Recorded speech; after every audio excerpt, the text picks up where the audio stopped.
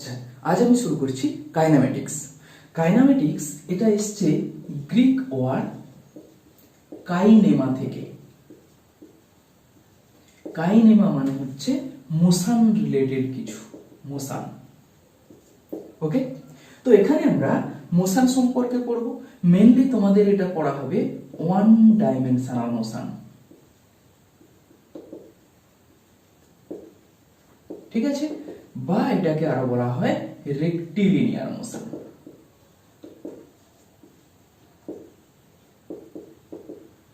ওকে, বেশ, এবারে আমি আসছি, প্রথমে আসি what is rest and motion.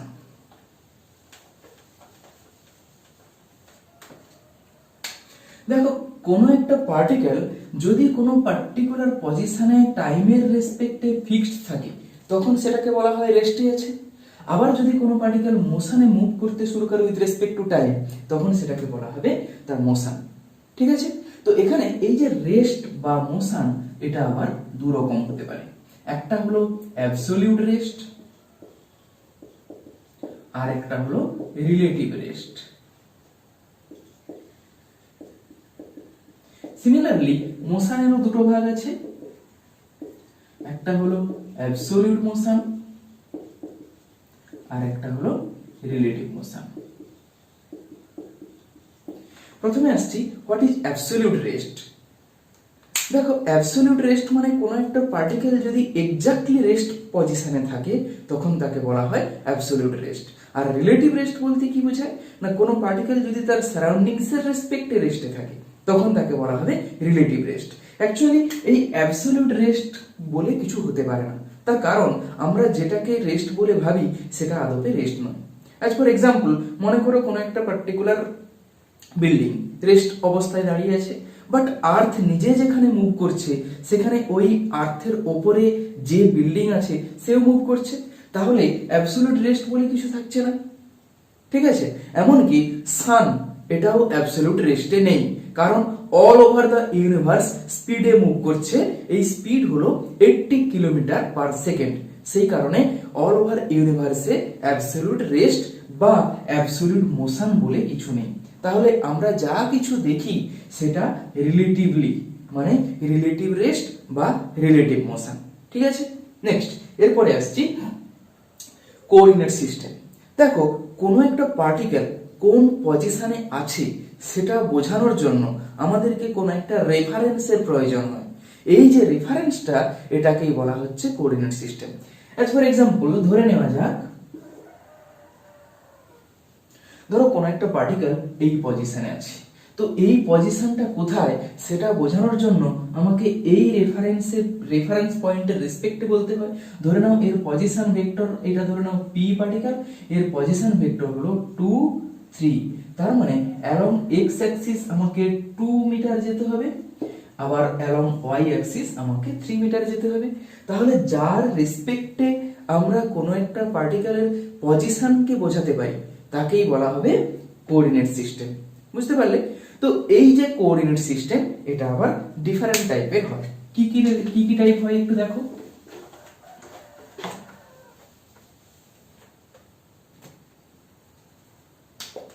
Types of coordinate system. Number 1, Cartesian coordinate. Number 2, polar coordinate. Number 3, spherical coordinate. Number 4, cylindrical coordinate. ঠিক আছে, এরকম আরো আছে। তো আমাদের এখানে এই দুটো কোঅর্ডিনেট সিস্টেম দরকার হবে, এই দুটো এখন দরকার নেই। দেখো, এবারে আসছি কার্টেসিয়ান। কার্টেসিয়ান কোঅর্ডিনেট আবার তিন রকম হতে পারে। একটা হচ্ছে 1 dimensional, number 2 2 dimensional, number 3 3 dimensional. তো প্রথমে আসি 1D Cartesian coordinate system. 1 dimensional বলতে মনে করা যাক কোন একটা পার্টিকেল এক্স অ্যাক্সিসে উপরে আছে, ধরে নাও এইটা রেফারেন্স পয়েন্ট 0, এখান থেকে ধরো এই রকম একটা distance, this is equal to 5 metre, এই পয়েন্টে আছে। তখন এই পার্টিকেলের পজিশন বোঝানোর জন্য অনলি এক্স অ্যাক্সিস বরাবর ডিসটেন্সটা বললেই হয়ে যায়, তাই এটাকে বলা হচ্ছে 1 ডাইমেনশনাল। এবারে আসছি 2D। ধরে নেওয়া যাক কোন একটা পার্টিকেল ধরো এই রকম পয়েন্টে আছে, এখানে তার এক্স এবং ওয়াই দুটোই বলার দরকার হয়, তাই এটাকে বলা হবে টু ডাইমেনশনাল। ঠিক আছে, তাহলে এটা হলো ওয়ান ডাইমেনশনাল, এটা হলো 2D। এবারে আসছি 3D। 3D পার্টিকেল কখন হবে না, ধরে নেওয়া যাক কোন একটা পার্টিকেল ধরো এই জায়গায় ভেসে আছে, তার পজিশন 3, 4, 5। তাহলে এই পজিশনে যেতে হলে আমাকে কিভাবে যেতে হবে, দেখো let us consider this is x, this is y, that is z। তাহলে প্রথমে আমাকে অ্যালং x অ্যাক্সিস 3 যেতে হবে, অ্যালং y অ্যাক্সিস 4 আসতে হবে, অ্যালং z অ্যাক্সিস 5 উঠতে হবে, তবেই আমি p পয়েন্টটাকে পেতে পারি। তাহলে এই পয়েন্টে যখন আছে তখন সেটাকে বোঝানোর জন্য আমার 3টা কোঅর্ডিনেট লাগছে। ঠিক আছে, এই কারণে এটাকে বলা হচ্ছে 3D। এরপরে আসছি পোলার কোঅর্ডিনেট সিস্টেম।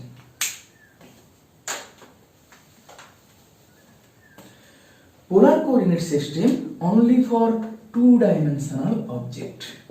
ঠিক আছে, দেখো কেমন হবে, ধরে নেওয়া যাক কোনো একটা পার্টিকেল এই পজিশনে আছে, এই পজিশনটা P x Y position.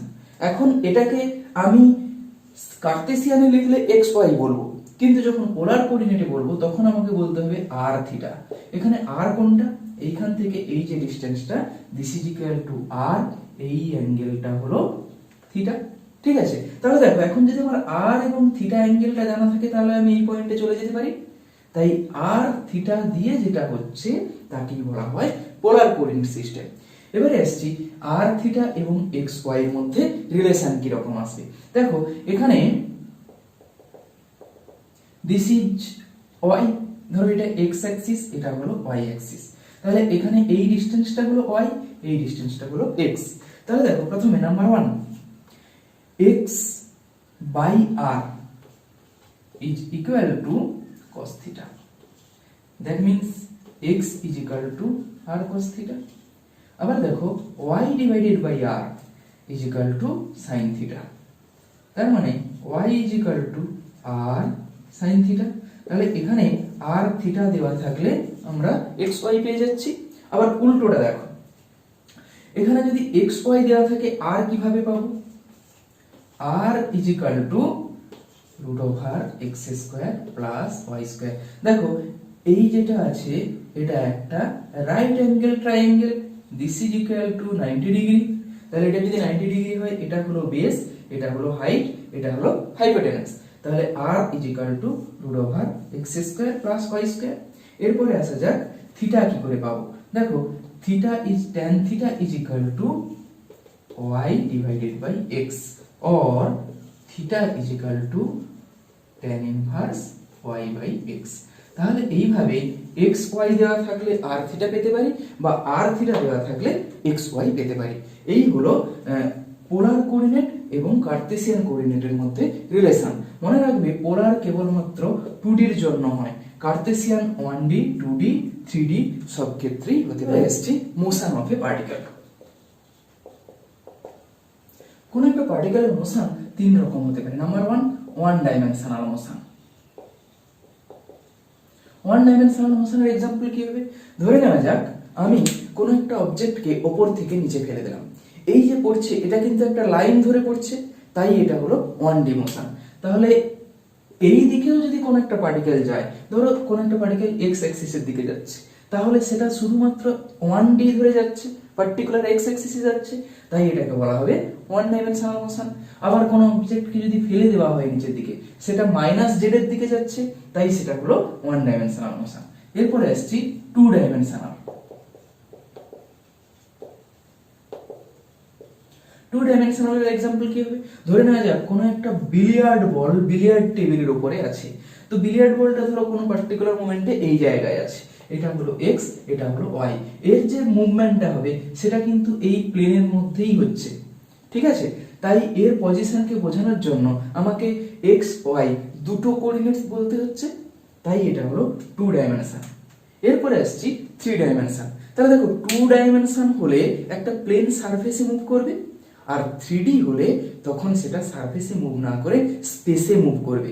3D example কোথায় পাবো না, ধরে নেওয়া যাক কোনো একটা গ্যাস মলিকুল, একটা গ্যাস মলিকুল যখন মুভ করে,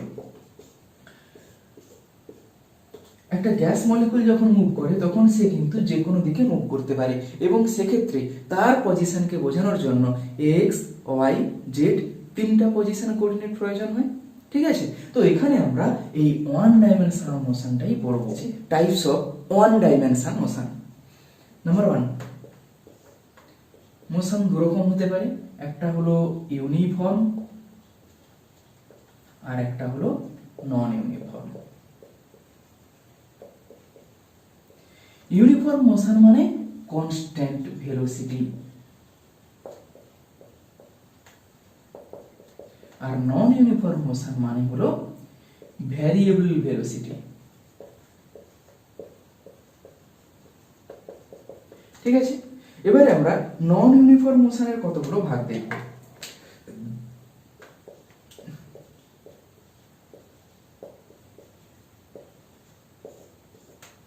দেখো, নন ইউনিফর্ম মোশন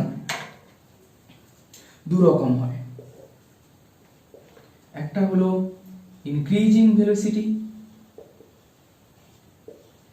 আর একটা হলো decreasing velocity. Increasing velocity may be two types.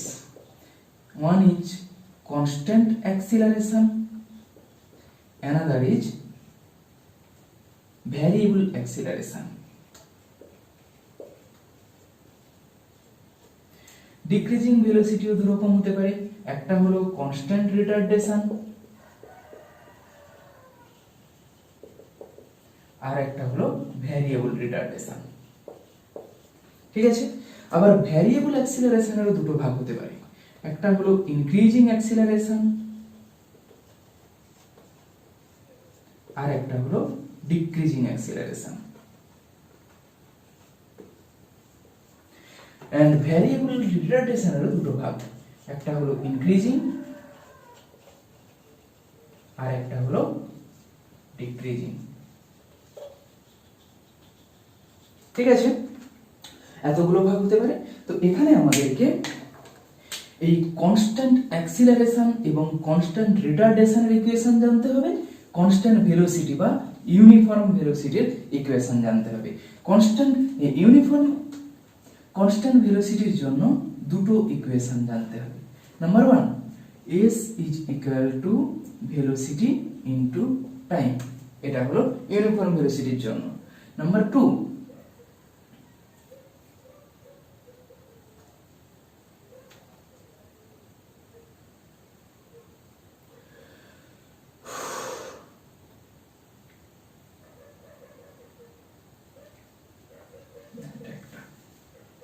আচ্ছা, এই ইউনিফর্ম ভেলোসিটির জন্য আমাদেরকে একটা ইকুয়েশন জানতে হবে, s is equal two v into t।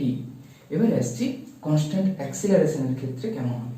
Constant অ্যাক্সিলারেশনের জন্য ইকুয়েশন 1 হলো v is equal two u plus at, equation 2 s is equal two ut plus half at square, equation 3 v square is equal two u square plus 2as, and 4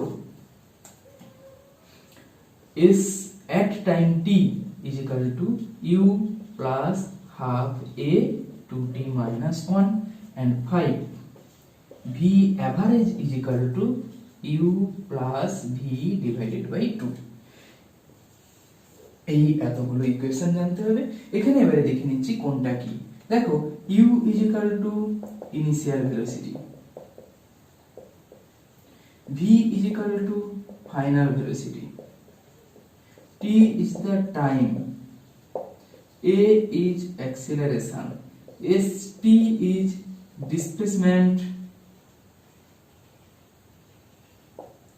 at tth second, and v bar is equal to average velocity। এবারে আসছি different physical quantities in kinematics.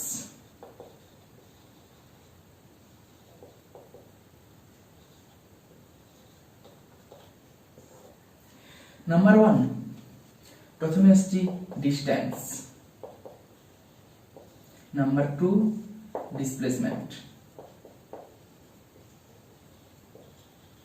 Number 3 speed, number 4 velocity, number 5 acceleration. Extra কয়েকটা তোমাদের শিখিয়ে রাখছি, jerk, jerk বা এটাকে বলা হয় জল্ট। ওকে, তারপরে number 7 snap, number 8 crackle, number 9 pop. Okay, তো প্রথমে আমরা এই ডিসটেন্স এবং ডিসপ্লেসমেন্ট সম্পর্কে জানব।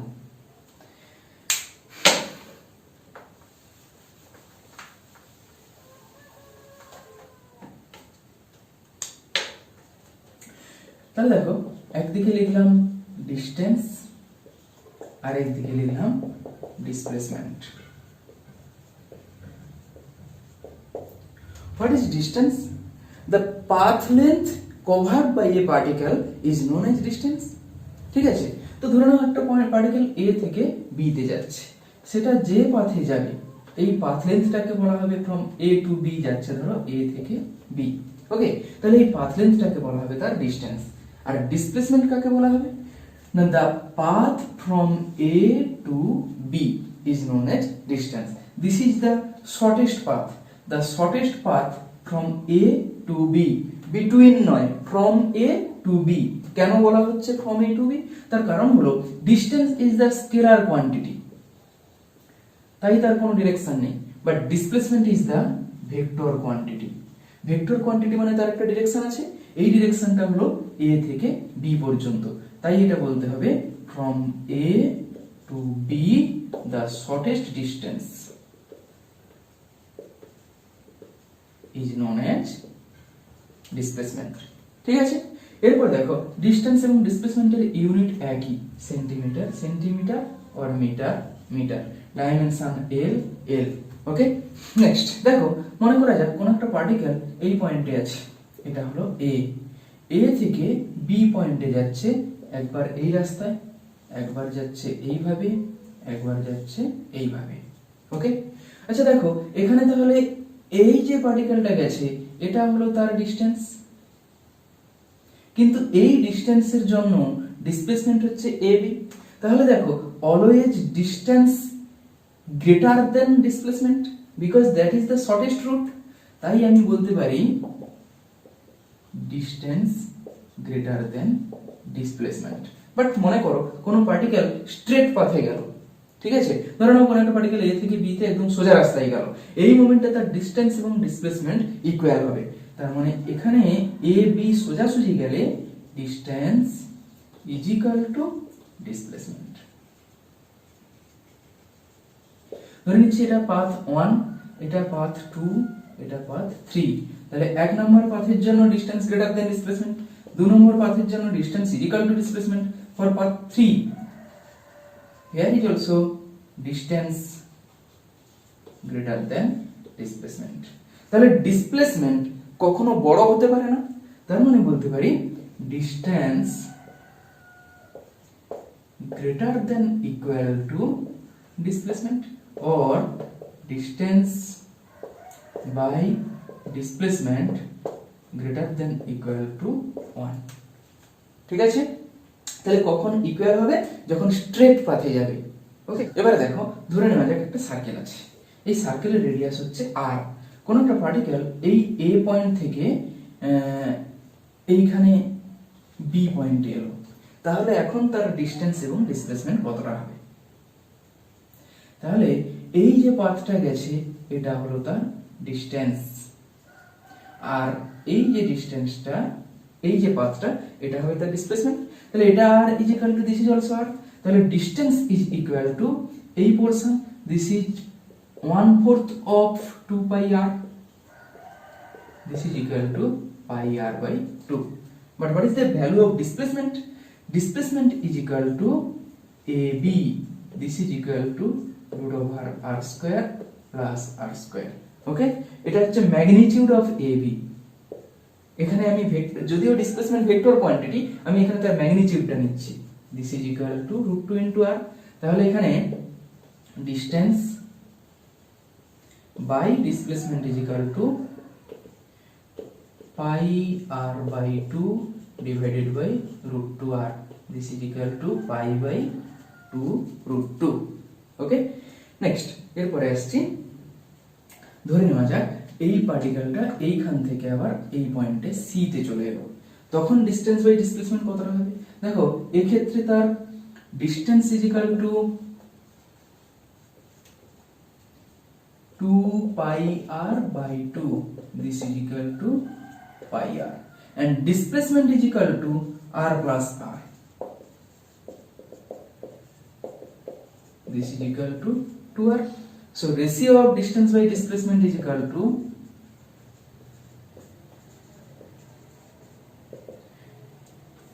pi divided by 2. এরপর মনে করা যাক পার্টিকেলটা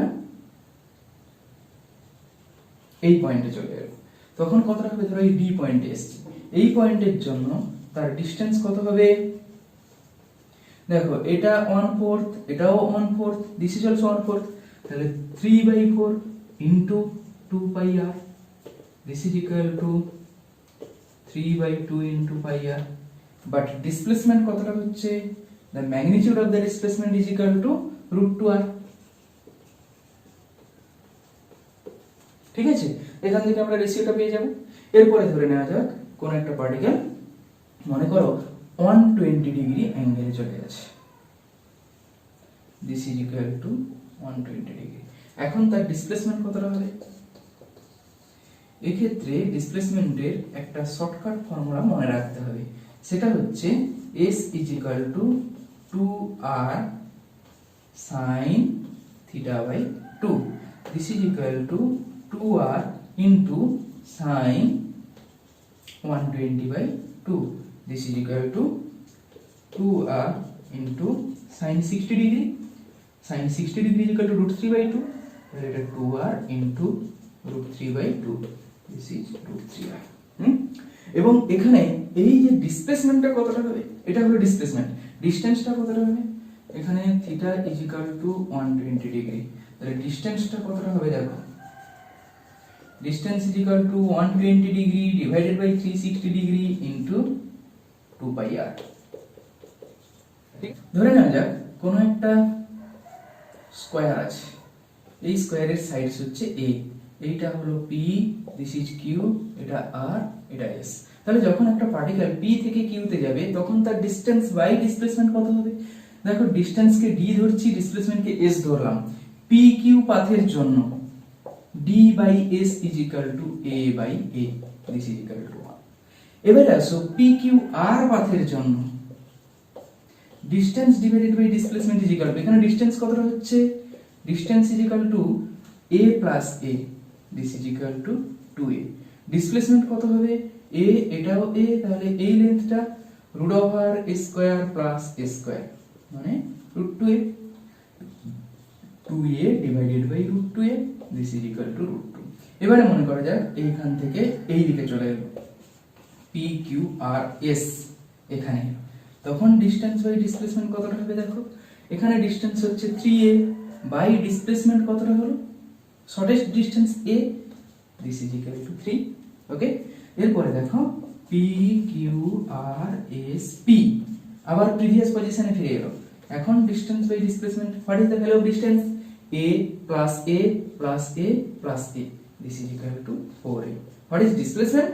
Here the displacement is 0, তাহলে this will be infinite। ধরে নেওয়া যাক একটা কিউব আছে,